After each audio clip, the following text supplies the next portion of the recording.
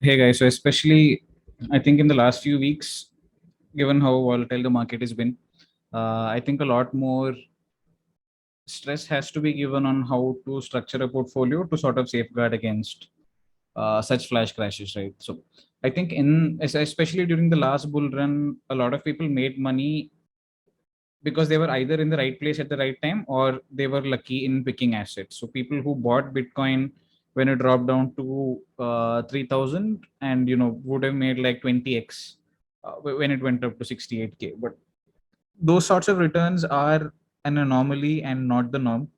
And I think a lot of people, when they start investing, they do so without a structure and do so without a plan. And I've seen multiple people make the same mistakes, and I've sort of been asked on how to structure a portfolio by friends. I did this for a friend, so I figured might as well make a video out of it. And it's sort of illustrative on how different investment styles can structure their portfolios and what sort of returns they can expect. Again, these are conservative numbers. People might have made more, might have made less on each of these assets. I don't know. This is what I've seen in my investing journey, and as far as I've noticed, it does hold true for the most part. But these are just illustrative numbers, so you can just use this framework to structure your investments. And I hope this works. So let's jump straight into it. So I've sort of listed the different asset classes that I invest in, and the different asset classes that I think people should generally invest in. So right now you see the asset classes basically start from here. So let me remove the bold part so that it sort of becomes clear. There's a little bit of calculation I've done. It might not be very neat, but this sort of makes sense for me. So general rule of thumb is that 100 minus your age is how much equity exposure you should have in the market, right? But this formula was created when crypto didn't exist. So for people who are on the younger side and who want to maybe take a bit of risk in their investment portfolios, I'd suggest maybe having 20% of your holdings in crypto, right? It's totally up to people. If they don't want to invest in crypto, the 20% can go into different asset classes. It's totally up to the individual investor. But at least for me, I want 20% of my money in crypto. Crypto portfolio design is a totally different topic. Could make a video on that if people want to. But yep. So this equity exposure that I've calculated right here is 80 minus my age. So right now I turned 27 recently. So let me change that. Right. So yeah, 53% of my portfolio should ideally be in equity. And within that 53%, a risky investor would want more control over his portfolio. So basically, I buying direct stocks and buying mutual funds are two ways that you get exposure to equity. If you buy direct stocks, you pick your own stocks, you analyze the company, you buy it. If it's mutual funds, a mutual fund manager does that for you. And obviously, a professional doing it for you is definitely much safer than you picking your own stocks, right? So, which is why for the risky persona here, I've allotted 80% for direct stocks and 20% for mutual fund portfolio. And assuming a portfolio size of 1 lakh to invest in, the amount of money that I would put into direct stocks becomes 53% of, sorry, 80% of 53% of my entire portfolio, which is 42%. So of 1 lakh, 42% is 42,000. So this would go 42,400. So this would go into direct stocks. So at least for me, I pick market leaders, cash rich companies that generate good cash flow. And, I make basically companies like HDFC Bank, Asian Paints, which are market leaders and for which there will always be a demand.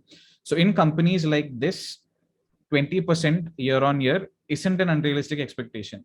Given the current market sentiment, people might think it's, maybe it's all air, but over a longer time period of, let's say, 10 to 15 years, you can expect an overall yearly CAGR of 20%.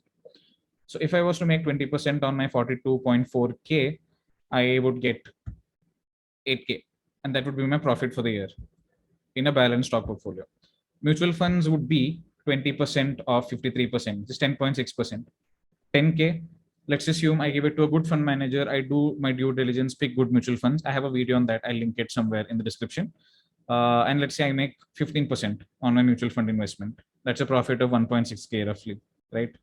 And then let's go to crypto. And this is a very controversial topic, but at least for me, I have a little faith in the long term prospects of good cryptos with good fundamentals. So 20% again isn't an unrealistic expectation. People have made explosive returns and lost it all, but let's assume an overall CAGR of 20%. I make, so 20% of a lakh is 20,000 invested in crypto. I make 20%, 4,000 rupees is my profit. Safe instruments like FD and RD, a lot of people are against it, but at least for your immediate needs.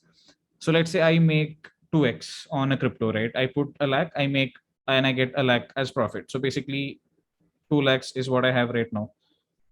I don't want to take further risks in where I invested, right? I've already made tons of profit. So money like this, I am perfectly fine putting it into an FD, seeing it grow at like 6%, because that is money that is already compounded and grown for me. So at least for my immediate needs, like let's say I want a trip, I want a foreign trip in like 6 months, or I want to buy, let's say, a few gadgets, or so for those immediate needs, it makes perfect sense for me to invest profit in safe instruments like FDs. So 10% of a lakh, 10,000 grows at 6%, 600 rupees profit. Cash always helps to have a little bit of cash in your portfolio for immediate needs. Let's say 5%, 5,000 makes 3%. I think banks are dipping their interest rates right now. So let's assume an average return of 3%, 150 rupees. Gold, let's assume it grows at 10%. And I make 1,000 rupees on it. So my net returns is basically sum of all of this, 15,000, and that gives me a CAGR of roughly 15.8%. So again, there are different ways to structure it. So you would see that my returns are slightly on the lower side because I've chosen to invest uh, a certain part of my portfolio in safe assets, like let's say FDs and cash and gold. And especially in very volatile market situations, it always pays to have a certain percentage of your portfolio anchored, as in, if you, the more volatility you see, the more likely you are to the more likely you are to stop investing. So at least for me, it makes sense to have a certain percentage of your portfolio in safe instruments. So let's say right here, 25%, perfectly reasonable. So this is how a risky investor would structure. Moderately risky, let's say risky only when it comes to equity. And for a moderate for an investor who wants to take only moderate risks, I would change the percentages here. So basically, out of my equity exposure, 60% would go into direct stocks, 40% would go to mutual funds. So basically, out of the same 53,000 that I'm looking to invest, yeah, so the same 53,000 that I'm looking to invest, more would go to mutual funds, and slightly less would go to stocks. And basically the same principles apply here, roughly the same as the other video. Mutual funds 20%, I make a little bit of profit here. Net returns are slightly less, let's say 14%, but still decent returns. And when it comes to a conservative investor, so I was recently planning my grandparents retirement, and there my thought process had to change because I'm handling someone else's money. So the amount of risk that I'm okay taking had sort of completely flipped. So there, this is what I recommend.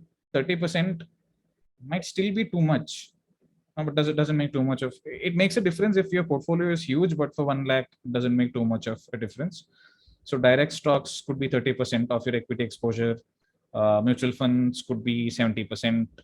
And yep, so your equity exposure still sort of remains the same basis your age, but a lot more would go into mutual funds than they would go into stocks. So basically, you're trusting professionals to invest on your behalf. 0% in crypto because you don't want to take the risks in an asset, and 30% would now go into safe instruments. So here you basically see for risky investors, only 10% in safe instruments, for moderate people 20%. And yeah, so I've basically taken everything out of crypto and put it into safe instruments right here. And yep, you get a little bit of profit on those two. The cash and gold components stay the same, and your total returns work out to around 11%. So this is still beating inflation, but and still a good way to grow your money, but it will grow slightly slower than a risky portfolio. So this percentage of 3 to 4% might seem small, but over a long run, over a period of let's say 15 to 20 years, it'll make a huge difference in how fast your money compounds. So this is my view on how portfolio should be structured, and I hope this helps. And if people want, uh, you know, this file, I can probably put it up on a Google Sheet somewhere. Let me know in the comments. The few people who do watch this. So again, thank you and happy investing.